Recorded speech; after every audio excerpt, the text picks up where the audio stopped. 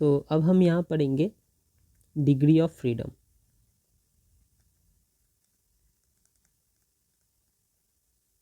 क्या होता है डिग्री ऑफ फ्रीडम?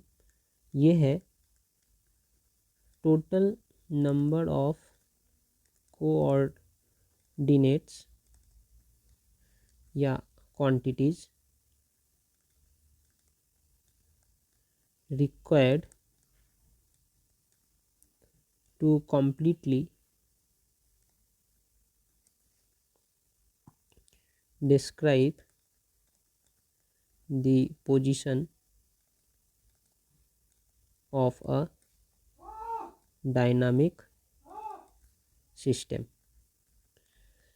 क्या मतलब हुआ कि कोई भी एक सिस्टम है जो डायनामिक है, जो इधर उधर भाग रहा है, स्टैटिक नहीं है, उसके पोजीशन को कम्प्लीटली समझाने के लिए, कम्प्लीटली बताने के लिए, एग्जैक्टली कि भाई वो कहाँ पर है, ये समझाने के लिए मुझे जितने भी नंबर ऑफ कोऑर्डिनेट्स लगेंगे वही है उनका degree of freedom. For example कि अगर मेरे पास एक ये है एक्स एक्सिस, वाई एक्सिस और ये जेड एक्सिस, ठीक है।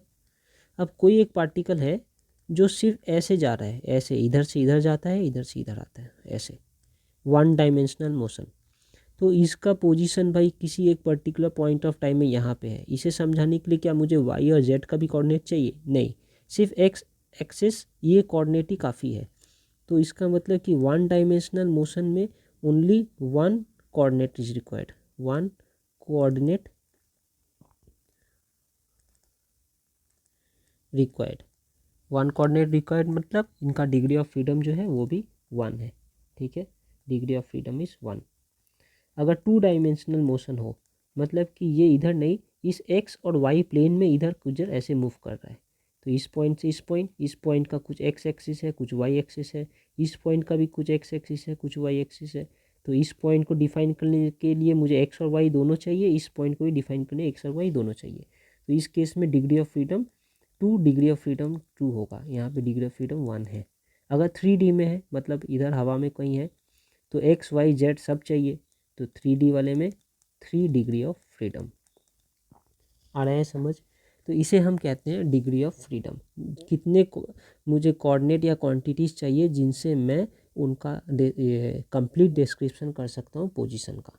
तो डिग्री ऑफ फ्रीडम ऐसे जनरली होते 3 टाइप के हैं। एक ट्रांसलेशनल डिग्री ऑफ फ्रीडम, एक है rotational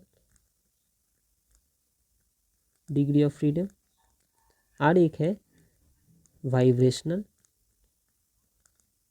degree of freedom. Translational मतलब ही समझ आ रहा है, स्ट्रेट एक बॉल है तो वो ऐसा स्ट्रेट जा रहा है, आगे या पीछे, ऊपर या नीचे, ऐसा, तो ये ट्रांसलेशनल है। रोटेशनल मतलब कि ये जाए या ना जाए बात की बात है, ये अपने ही जगह पे रोटेट कर रहा है, तो ये भी तो एक मोशन है, एक एक एक एक डायनामिक सिस्टम का एक पार्ट है कि ये घूम रहा है गोल गोल, तो इसे भी तो डिस्क्राइब करना चाहिए। या एंटी क्लॉकवाइज घूम रहा है या क्लॉकवाइज घूम रहा है, कैसे भी। या एक लाइन है ऐसा, मॉलिक्यूल, एक मॉलिक्यूल इधर है, एक मॉलिक्यूल इधर है, ये भी तो इस एक्सिस के अलॉन्ग रोटेट कर सकते हैं ना, इधर ऐसे करके ट्विस्ट खाकर ये इधर जाएंगे, ये इधर जाएंगे, ऐसे रोटेट कर सकते हैं, ठीक है। तो ये सब हो गए रोटेशनल डिग्री। और वाइब्रेशनल डिग्री मतलब ये एक पार्टिकल है और ये एक पार्टिकल है, अब इनके बीच में एक लाइन तना है, बॉन्ड है। अब ये वाइब्रेट करे अपने पोजीशन पे ऐसे, और ये भी वाइब्रेट करे अपने पोजीशन पे ऐसे। तो इस टाइप के डिग्री ऑफ फ्रीडम को कहेंगे vibrational degree of freedom, vibrational degree of freedom. ये रोटेशनल और ये ट्रांसलेशन मतलब सीधा सीधा मूव करने वाला, 3 टाइप के होते हैं। और इन जनरल हमारा जो डिग्री ऑफ फ्रीडम है उसे मैं एफ से डिनोट करता हूँ, तो एफ इक्वल्स टू 3n-r। ये एक फॉर्मूला टाइप का है, आप याद रखो। वेयर n जो है वो है आपका number of particles in the system, ठीक है। आर जो है वो है number of independent relations among the particles, ठीक है। और एफ तो है आपका डिग्री ऑफ फ्रीडम। अब ये number of particles, number of independent relations, ये क्या होते हैं अभी देख लेते हैं। लेते हैं कि एक मोनो एटॉमिक है, मोनो एटॉमिक मॉलिक्यूल है, एक डायटॉमिक मॉलिक्यूल है और एक ट्राइएटॉमिक मॉलिक्यूल है फॉर एग्जांपल। तो इनमें नंबर ऑफ पार्टिकल्स हो गए हैं 1, इनका नंबर ऑफ पार्टिकल्स है 2, नंबर ऑफ पार्टिकल्स है 3।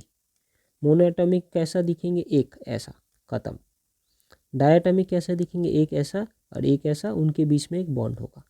ट्राइएटॉमिक कैसे दिख सकते हैं, वो दो टाइप के दिख सकते हैं, एक एक दो तीन ऐसे स्ट्रेट लाइन पे, एक दो ऐसा, या फिर ऐसे भी दिख सकते हैं, एक ऐसा और एक ऐसा, और इनके बीच में बॉन्ड है इस टाइप के, ट्राइएटॉमिक। ठीक है, अब इधर पे आर जो है इनका 0, क्योंकि number of independent relation among the particle, among क्या आएगा, ये तो अकेला ही है, तो इसका R equals to 0। In that case F equals to 3n minus R, तो क्या होगा, F is equals to 3n-1 R, और ये आर एन का वैल्यू तो 3 है, तो सॉरी एन का वैल्यू तो 1 है, तो एफ इक्वल्स टू 3। तो मोनो एटॉमिक केस में नंबर फ्रीडम जो है, degree of freedom that is equals to 3।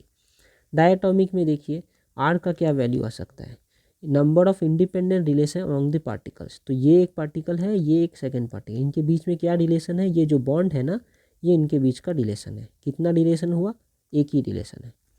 तो यहाँ होगा F is equals to 3n minus R equals to 3 into 2 minus 1, क्या है 6 माइनस 1 इक्वल्स टू 5। तो इस केस में degree of freedom is equals to 5 in case of diatomic molecules. Triatomic में देखते हैं, यहाँ पे क्या रिलेशन है, एक रिलेशन यहाँ, एक रिलेशन यहाँ, तो आर इक्वल्स टू 2। अब F equals to 3n minus R equals to 3 into 3 minus 2, मतलब 9 माइनस 2 इक्वल्स टू 7। तो इस केस में एफ इक्वल्स टू 7 है फॉर लीनियर मॉलिक्यूल, ये लीनियर है, लीनियर ट्राइएटॉमिक मॉलिक्यूल। अब जो नॉन लीनियर है, जो स्ट्रेट नहीं है, ऐसा है तीर के जैसा, उनमें कितने रिलेशन है, एक रिलेशन तो ये बॉन्ड है यहाँ बना, ये दूसरा ये, और तीसरा यहाँ पे भी एक रिलेशन हो सकता है ना, तो ये भी एक रिलेशन है। तो यहाँ आर इक्वल्स टू 3 है, एन इक्वल्स टू 3 है, F equals to 3n minus R, तो यहाँ पे हो सकता है 3 into 3 minus 3 equals to 9 minus 3 equals to 6।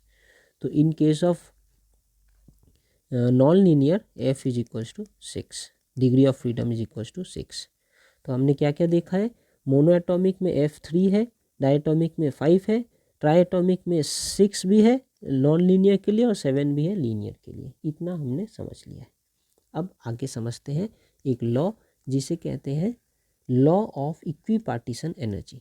कोई रॉकेट साइंस नहीं है, लॉ ऑफ इक्विपार्टीशन एनर्जी।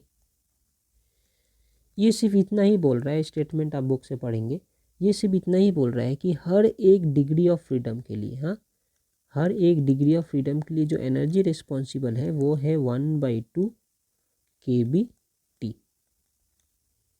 फिर से बोल रहा हूँ, हर एक डिग्री ऑफ फ्रीडम के लिए जो एनर्जी रिस्पॉन्सिबल है वो है 1/2 kBT।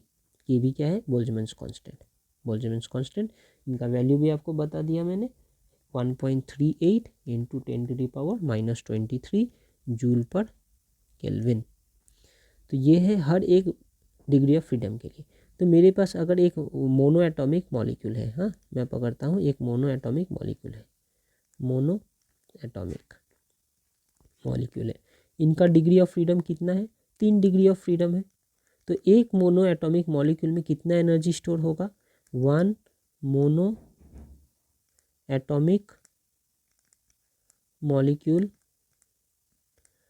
में कितना एनर्जी होगा, 1 मोनो एटॉमिक मॉलिक्यूल में जो एनर्जी होगा उसे हम डिनोट करेंगे U से, और वो होगा इक्वल्स टू 3 इंटू 1/2 kB/T। ये 3 कहाँ से आया, क्योंकि एक मोनो एटॉमिक मॉलिक्यूल का डिग्री ऑफ फ्रीडम 3 है, तो 3 डिग्री ऑफ फ्रीडम है, तो 3 इंटू 1/2 kBT, यहाँ लिखा है ना, एक डिग्री ऑफ फ्रीडम के लिए इतना, तो 3 डिग्री ऑफ फ्रीडम के लिए 3 इंटू इतना, यही है इनका U, या मतलब total energy of one mono atomic molecule. एक मोनो एटॉमिक मॉलिक्यूल के अंदर इतना एनर्जी स्टोर है, ठीक है। तो अगर एक के अंदर इतना स्टोर है तो 1 मोल के अंदर कितना स्टोर होगा? 1 मोल मोनो एटॉमिक मॉलिक्यूल्स, 1 मोल में होते क्या है, एक में एक मॉलिक्यूल में तो एक मॉलिक्यूल होते हैं, और 1 मोल में होते हैं एन नंबर ऑफ मॉलिक्यूल्स। तो एक का जब एनर्जी इतना है तो एन का कितना होगा? एन का हो जाएगा N for one internal energy, ये sorry total energy for 1 mole क्या हो जाएगा? 3/2 एन लिख देना होगा, NaKBT, ठीक है। एन से मल्टीप्लाई कर दिया मैंने। अब थोड़ी देर पहले पढ़ा था ना हमने कि KB क्या है? KB एक कांस्टेंट है जो R/Na है, यही तो पढ़ा था, दिखाता हूँ।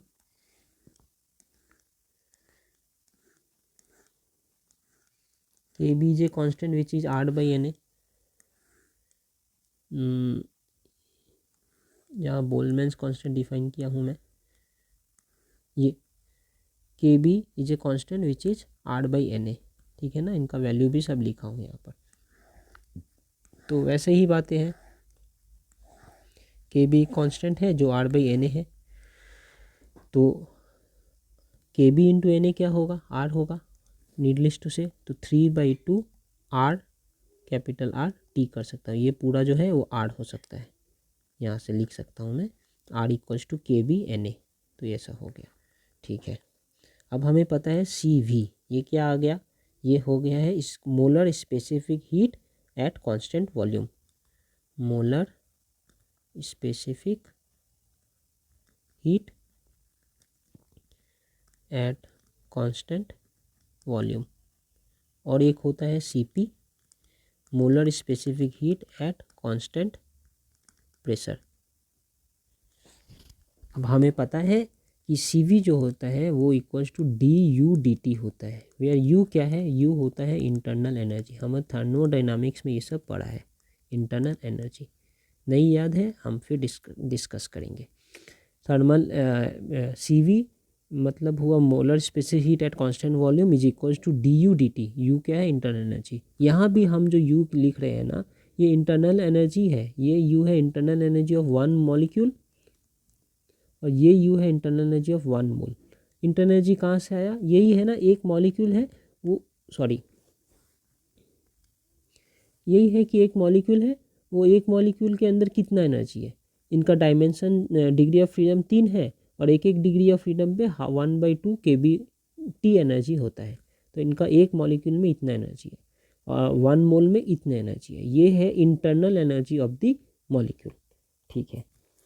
तो ये सब जानकारी के साथ हम क्या इसे लिख सकते हैं फिर से कि CV equals to DU/dt, U निकाला हूँ हमने, तो DDT ऑफ 3/2 RT। यहाँ पर तो 3/2 कांस्टेंट है, R कांस्टेंट है, सिर्फ T बचा है, तो 3/2 R DDT of T। DDT of T क्या होता है? 1, तो 3/2 R। इसका मतलब CV equals to 3/2 R। CP क्या है? CP equals to CV, sorry CP equals to CV, ऐसे लिख सकते हैं रिलेशन कि CP minus CV equals to R होता है। ये हम लोग पहले भी पढ़े हैं। वहाँ से लिख सकते हैं कि CP equals to R plus CV। अभी R प्लस CV क्या है? 3, ये है 3/2 R, 3/2 R। इसे सॉल्व करेंगे तो आएगा 5/2 R। तो ये हो गया हमारा CP। तो मोनो एटॉमिक के लिए CV इक्वल्स टू 3/2 R है, और CP इक्वल्स टू 5/2 R है। ये याद भी रखना है, न्यूमेरिकल्स करते समय आ सकता है, या तो फिर डेरिवेशंस में भी आ सकते हैं, छोटे छोटे डेरिवेशंस, ज़्यादा कुछ नहीं है इसमें। बस लॉ ऑफ इक्विपार्टीशन यूज करना है और डिग्री ऑफ फ्रीडम को याद रखना है। नहीं भी याद रख सकते हैं तो ये वाला फॉर्मूला है, क्या कौन वाला? ये F इक्वल्स टू 3n-r, इसे अप्लाई करके निकाल लेंगे डिग्री ऑफ फ्रीडम क्या है, लेकिन याद रखना ज़्यादा अच्छा होगा। तो ये हमने मोनो एटॉमिक के लिए कर लिया। अब डायटॉमिक के लिए, डायटॉमिक के लिए उनमें क्या है? हमारा डिग्री ऑफ फ्रीडम क्या था, F इक्वल्स टू 5 था। तो जो एनर्जी होगा वन मॉलिक्यूल का वो हो जाएंगे 5 into 1/2 KBT equals to 5/2 KBT 1 mole में, 1 मॉलिक्यूल में। 1 मोल के लिए कुछ नहीं, इसमें Na मल्टीप्लाई कर देना है, KB NaT, ये KB Na ही R होता है, तो 5/2 RT। CV क्या होगा, DUDT equals to DDT of 5/2 RT equals to 5/2 R। CP क्या होगा, CV plus R equals to, solve करेंगे तो मिलेगा 5/2 R प्लस R, सॉल्व करेंगे तो मिलेगा 7/2 R। तो ये याद रखना है, डायटोमिक गैस के लिए CV है 5/2 R और CP है 7/2 R। ट्राइएटॉमिक, ट्राइएटॉमिक में दो टाइप के होते हैं, एक होता है जो लीनियर, इनका डिग्री ऑफ फ्रीडम है 7, और एक है नॉन लीनियर, इनका डिग्री ऑफ फ्रीडम है 6। चलिए दोनों ही देख लेंगे।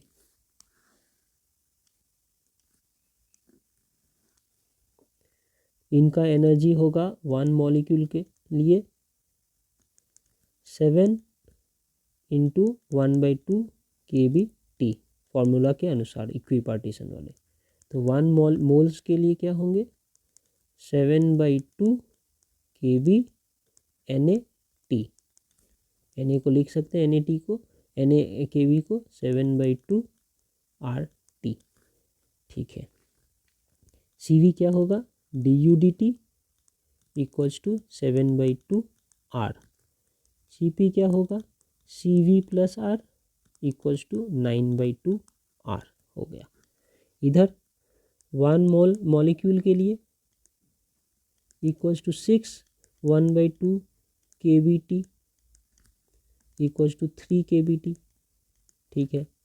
1 mole equals to 3 KB NaT, इसे लिख सकते हैं R, तो 3 RT।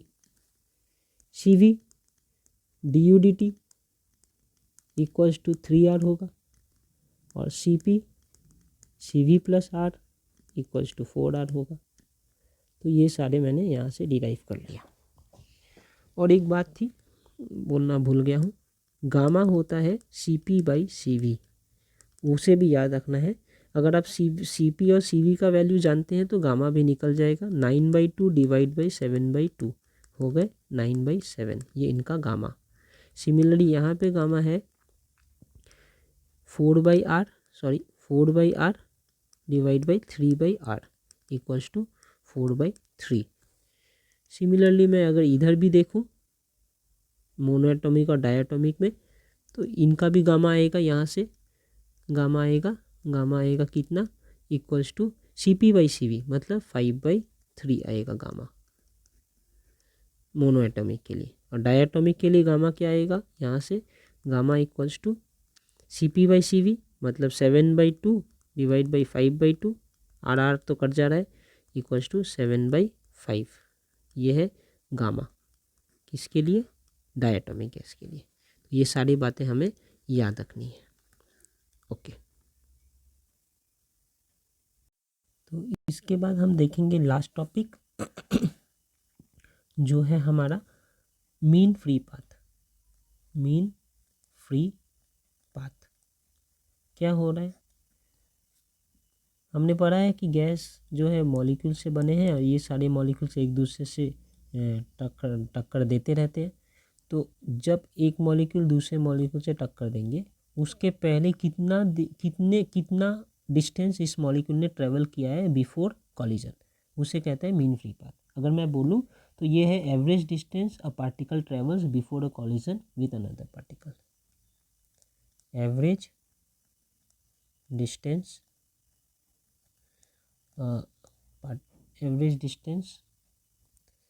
a particle travels before collision with another particle.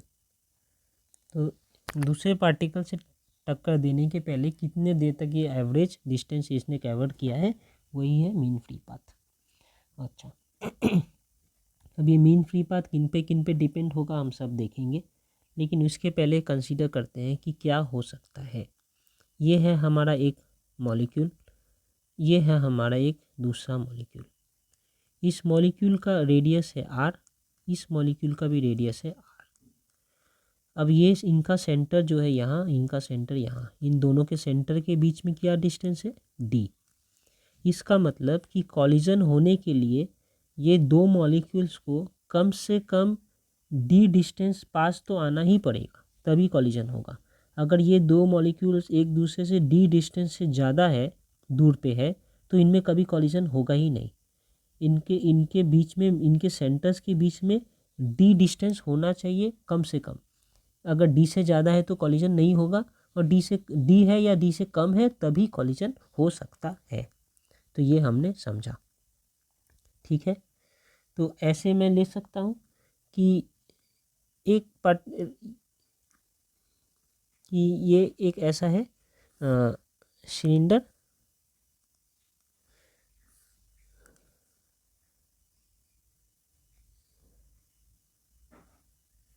ठीक है, जिनका डायमीटर, ये जो पूरा ये है लेंथ, ये पूरा 2d है। कितना है 2d। यहाँ से यहाँ जो डायमीटर है वो d है, मतलब रेडियस ही इसका d है, और ये वाला 2d है पूरा। अब मैं अगर एक यहाँ से पकड़ूँ, सेंटर में एक मेरा मॉलिक्यूल है ये वाला, ये सेम मॉलिक्यूल जो है वो यहाँ आ गया। इनका क्या है, ये d है, ठीक है। तो ये d हो गया, और ये पूरा 2d है, तो इसका मतलब ये है हमारा d/2, ये भी हमारा d/2। तो अब देखिए d/2 d/2 d और प्लस d 2d, मतलब ये पूरा 2d है, और ये हाफ से यहाँ से जाऊँगा तो d है, यहाँ से नीचे जाऊँगा d, पूरा d 2d, और ये बीच में यहाँ से यहाँ d है, और ये। अब मैं पकड़ सकता हूँ कि ये बीच वाला मॉलिक्यूल जो है ये वाला, ये मॉलिक्यूल मोशन में है, और बाकी जो मॉलिक्यूल्स हैं ऐसे ऐसे करके यहाँ पे इनके आसपास होंगे, आधा अंदर आधा बाहर, तभी जाके कॉलिजन हो सकता है, नहीं तो कॉलिजन नहीं होगा, ठीक है। तो मैं ऐसा ले लेता हूँ कि सिर्फ ये वाले मॉलिक्यूल जो है ना, यही मॉलिक्यूल मोशन में है, बाकी सारे मॉलिक्यूल्स जो है बस स्टैटिक है, अपने जगह पे फिक्स्ड है, वो नहीं हिल रहे। तो ये मॉलिक्यूल ऐसे जाएंगे, इधर टक्कर मारेंगे इनको, और ये फिर कॉलिजन हो जाएगा, ठीक है। तो मैं पकड़ लेता हूँ कि ये पूरे इसमें मेरा n नंबर ऑफ मॉलिक्यूल्स है, n नंबर ऑफ मॉलिक्यूल्स है, ठीक है। और ये इनको छोड़ के यहाँ n नंबर ऑफ ऐसे ऐसे गोल गोल मॉलिक्यूल जो मैं बनाया ना, n नंबर ऑफ मॉलिक्यूल्स है, ठीक है। और इनका वॉल्यूम क्या होगा वो अभी निकाल लेंगे। मान लेते हैं वॉल्यूम इनका जो है कैपिटल V है, तो volume number of molecules per unit volume, मतलब उसे small n equals to capital number of molecules per unit volume, इसे कह देते हैं नंबर डेंसिटी। एक मास डेंसिटी होता है ना, मास पर यूनिट वॉल्यूम, ये है नंबर पर unit volume, number of molecules per unit volume, इसे नंबर डेंसिटी कहते हैं। ये n को कह सकते हैं नंबर डेंसिटी या number of molecules per unit volume, ठीक है, वो है हमारा स्मॉल n, ठीक है।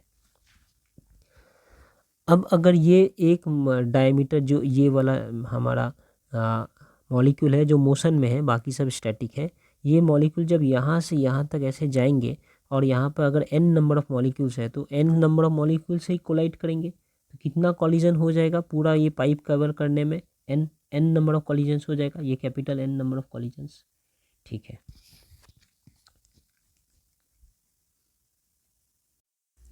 अब मैं ये भी ले लेता हूँ कि t टाइम लग रहा है ये मॉलिक्यूल को इस कोने से इस कोने तक जाने में, कितना टाइम लग रहा है t time, time equals to t, इतने समय में ये जा रहा है।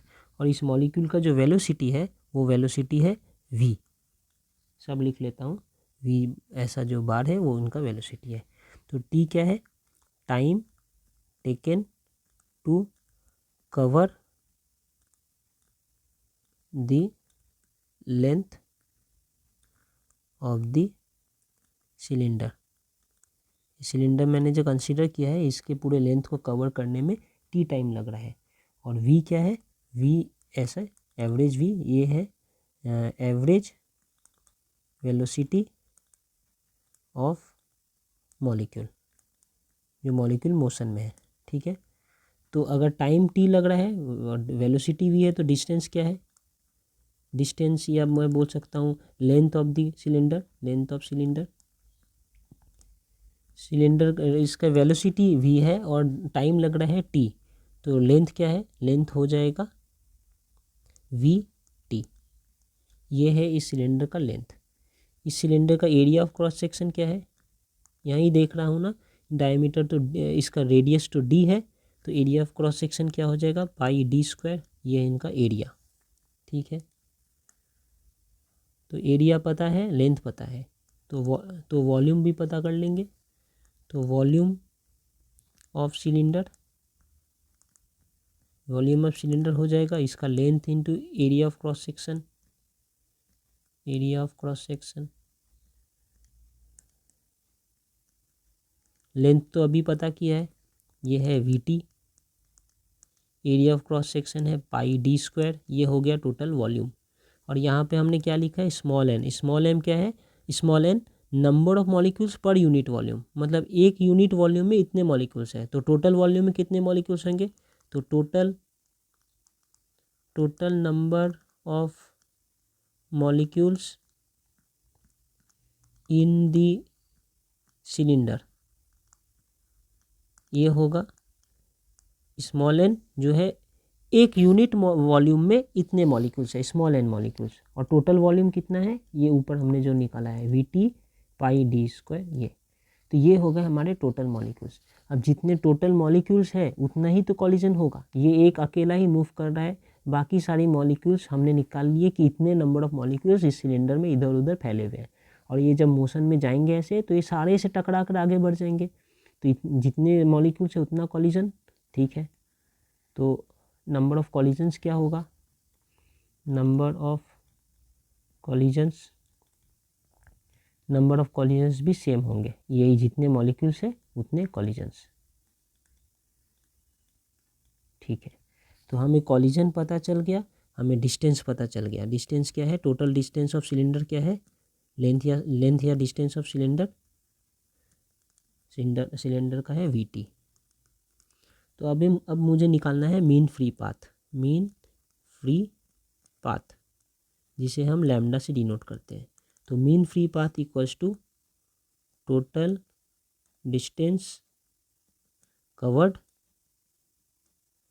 इन टाइम टी। तो टी टाइम में मैंने कितना डिस्टेंस कवर किया, divided by number of collisions in time T. तो टी टाइम में कितना डिस्टेंस मैंने कवर किया है, ये वी टी, और कितने कॉलिजन्स होंगे, ये N V T pi D square.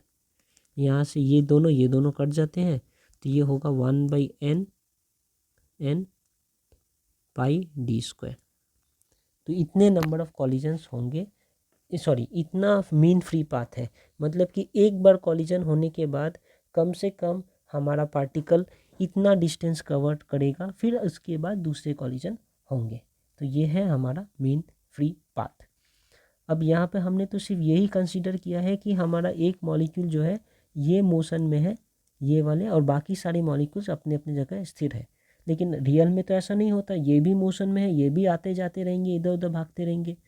तो उसे कंसीडर करने के लिए, उस एजम्पशन को नलीफाई करने के लिए एक कंसिडरेशन है कि लैम्डा इक्वल्स टू 1/√2 मल्टीप्लाई कर देंगे, बाकी सारे एन पाई डी स्क्वायर सब सेम रहेंगे।